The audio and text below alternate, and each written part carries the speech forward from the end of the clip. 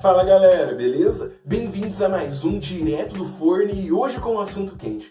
O nazismo é uma corrente política extremamente complexa e polêmica, e que muitas das suas características ainda são alvo de debate acadêmico até hoje. Sobre isso, eu vou fazer esse vídeo falando de uma das características que são mais vitais para se entender o nazismo e ainda não são tão conhecidas pelo público comum. Afinal de contas, o nazismo seria um movimento modernista, revolucionário ou seria um movimento conservador? Antes da gente seguir com esse papo, você já sabe. Deixa aí o gostei no vídeo, se inscreve no canal e se curtiu, compartilha com os amigos. Galera, rumo a 2.000 inscritos! Muito obrigado a quem está apoiando e se inscrevendo nesse canal de história pública que é o Direto do Forno. Não se esqueçam que eu sempre deixo aqui embaixo na descrição as referências que eu uso para fazer o vídeo e também as minhas redes sociais com foco para o meu Instagram, que eu estou fazendo conteúdos diários sobre história e política. Segue lá. Mas chega de papo furado, vamos logo pro vídeo. Por muito tempo, intelectuais do mundo inteiro, ao analisar o nazismo, tiveram opiniões bastante divergentes e que não conseguiam um certo consenso. Muitos falavam que o nazismo era um movimento que simbolizava perfeitamente o modernismo, a crença na modernidade das máquinas, a crença num modelo revolucionário de novo homem, as teses modernas de uma nova organização social, assim como outras características que dá pra gente falar que estão dentro do escopo da modernidade. Ao mesmo tempo, muitos intelectuais falavam que o nazismo, na verdade, era um refluxo perante a modernidade. Era uma tese conservadora, reacionária, que fazia com que se valorizasse as visões românticas de uma Alemanha pré-industrial, uma noção coletivista de visão de mundo, assim como também uma noção clássica de política que acreditava num modelo tribal, comunitário e que se valia pela força, ao contrário das novas instituições políticas que foram se desenvolvendo na Europa a partir do século XIX. Essas interpretações acabaram gerando um grande debate bibliográfico e ajudaram a avançar muito nas reflexões a respeito do que foi o nazismo. Na década de 80, entretanto, uma tese principal acabou colocando um certo consenso na visão política que poderíamos ter do movimento nazista. Era uma ideia que combinava muitos aspectos das teses modernistas, assim como de quem advogava que o nazismo era um movimento conservador e reacionário. É a tese do Jeffrey Herf, que é bem simbolizada no seu conceito de modernismo reacionário. Jeffrey Herf é um historiador americano muito conhecido pelos seus estudos a respeito da Alemanha entre os séculos XIX e XX. A sua pesquisa, que vai estabelecer um novo paradigma, o do modernismo reacionário, vai vir muito das interpretações dos debates anteriores a ele, misturados também com uma nova averiguação de fontes, principalmente indo atrás das ideias de pensadores que seriam também modernistas reacionários e que estavam ali criando um forte paradigma que também seriam utilizados pelos nazistas. Ao analisar as obras de autores como Oswald Spengler, Ernst Jünger ou Carl Schmitt, intelectuais que se notificaram na Alemanha na época que o nazismo estava eclodindo e contribuíram bastante para fazer críticas à modernidade como se estava se constituindo pós-Primeira Guerra Mundial, nós vamos ter acesso a todo um imaginário que vai se confeccionar depois com o pensamento político. A ideia do modernismo reacionário não é uma ideia única dos nazistas. Na verdade, os nazistas que irão utilizar de muitos parâmetros intelectuais desses autores para constituir a sua visão de mundo. E o que seria o conceito de modernismo reacionário? Para o Herf, modernismo reacionário pega bem as duas palavras que moldam esse conceito. O modernismo entraria na visão que os alemães, principalmente dos núcleos intelectuais, estavam tendo a respeito das novas tecnologias. Era uma crença que as novas descobertas científicas e o avanço tecnológico do maquinário, principalmente bélico, estariam colocando um novo paradigma para a sociedade. Um paradigma bastante positivo, inclusive, que, administrado de maneira correta, faria sim um grande avanço e um grande progresso para a sociedade alemã. Além disso, nós vamos ter a tese da modernidade na questão subjetiva.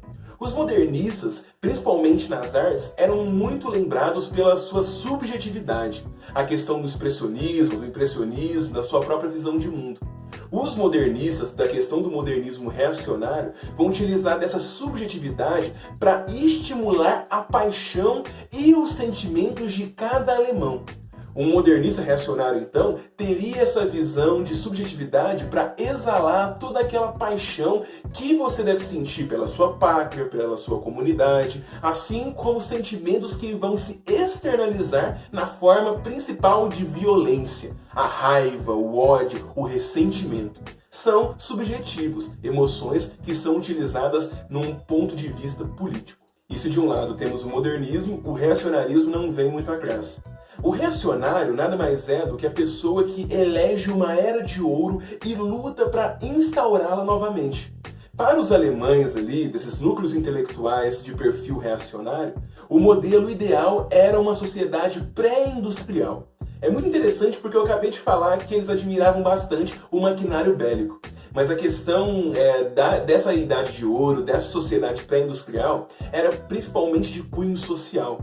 Para esses intelectuais que advogavam por esse modernismo reacionário, essa visão pré-industrial englobava o tribalismo, a questão da comunidade, a cultura, principalmente Volkisch, que é o Volkisch é o popular para o alemão, então era uma valorização de tradições folclóricas, num momento que a Alemanha que tinha mais laços culturais, que tinha uma maior homogeneidade de crenças e costumes.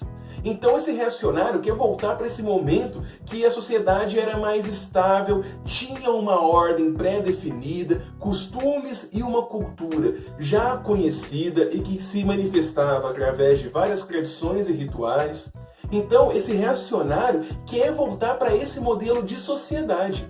E como ele quer voltar para esse momento, ele também faz grandes críticas ao que se vem depois. A ideia de modernidade social com os valores individuais, as crenças de direitos individuais, a visão burguesa de cada um ter a sua visão individual e ter o seu progresso individual como meta e não o progresso de toda a comunidade. Então esse reacionário tem essa visão comunitária e quer fazer do coletivo o norte para a Alemanha. E é bem interessante a gente ver que esse pensamento tem, como eu disse, grande conexão com a Primeira Guerra Mundial. Afinal de contas, os intelectuais que fazem parte do modernismo reacionário vão inclusive ou lutar na guerra ou viveram seus terrores. Então a gente vai encontrar em muitas obras, como o Jeffrey Hirsch argumenta, uma grande valorização do belicismo, do militarismo. Era na trincheira que os valores Volkisch, de companheirismo, de coletivo alemão, se instauravam. Era o companheiro defendendo o companheiro. Era a violência como símbolo de demonstração de força e coragem do alemão. Era a questão da masculinidade ali sendo colocada à prova e devendo ser vitoriosa. A questão da violência, do ferro, do sangue, eram ótimos adjetivos para esses modernistas reacionários, que queriam esse retorno ao belicismo da Primeira Guerra. Não à toa, a questão do modernismo vem dessa questão bélica mesmo. Você vai ter durante a Primeira Guerra o advento das armas químicas, dos tanques, das aeronaves, dos canhões, armas muito mais potentes do que as guerras que eram cravadas antigamente. E isso deixa uma grande admiração. Não à toa, as tecnologias devem ser sim empregadas. Os modernistas reacionários defendem a instauração de máquinas mais potentes, mais futuristas, mais fortes, justamente porque, se você tem as tecnologias, o avanço científico, é só você fazer uma avaliação cultural, é só você estipular uma organização social que valorize o companheirismo, o papel do homem, a questão militar mesmo, e você vai ter um exército e uma sociedade fortes para colocar a Alemanha de pé novamente. Então percebam como essa visão reacionária social e essa questão do modernismo tecnológico se juntam tão bem, e tudo isso muito empregado pelas noções e visões desses autores pela própria Primeira Guerra Mundial. E o Jeffrey Hirsch vai falar que os nazistas que estão ali se organizando no começo da década de 20 vão estar muito compenetrados nesses intelectuais, vão pegar muitos referenciais, os grupos políticos e intelectuais que estavam dentro do movimento nazista vão referenciar esses autores o tempo todo, vão propagar esses ideais de modernismo reacionário. E isso é muito claro porque quando vamos ter a Alemanha nazista, a questão modernista vai estar muito forte ali. As novas tecnologias, simbolizadas pelo cinema, pela televisão, pelo rádio, pelos automóveis, assim como também a questão científica da eugenia, da seleção genética, da busca por cidadãos alemães e soldados principalmente, que tinham um nível intelectual e físico maior e várias experiências tendo esse ideal como meta. E, ao mesmo tempo, uma busca reacionária por um ideal de sociedade na qual nós teríamos uma Alemanha coletivizada, única, estável, ordenada, que tinha como ideal um grande apogeu. Você tinha uma organização social que queria levantar a Alemanha e torná-la uma potência mundial.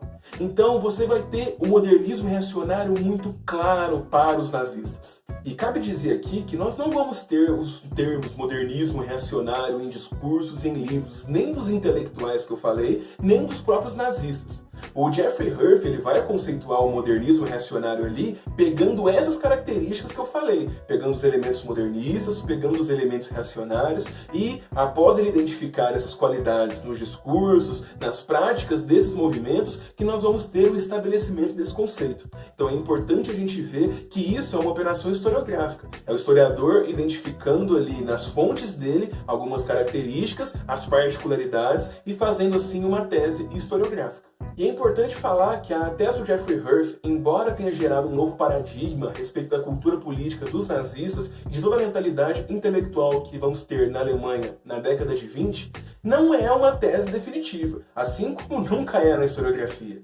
Temos sempre verdades provisórias que vão sendo alteradas, aperfeiçoadas, através da construção de novas teorias, da observação de novas fontes, de novos debates.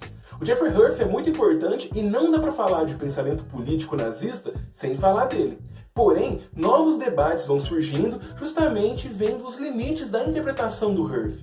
Afinal de contas, a gente não poderia falar que esse modernismo reacionário dos nazistas, na verdade, não seria modernista por excelência e apenas uma característica típica do seu próprio modernismo? Ou não poderíamos falar que os modernistas reacionários, na verdade, são apenas reacionários mesmo e por isso, nesse reacionarismo, eles incorporariam qualquer arma que tivessem? São debates que acontecem e vão sendo respondidos pela nova bibliografia. E também, depois vão ser questionados até termos mais debates. É assim que fazemos a ciência histórica.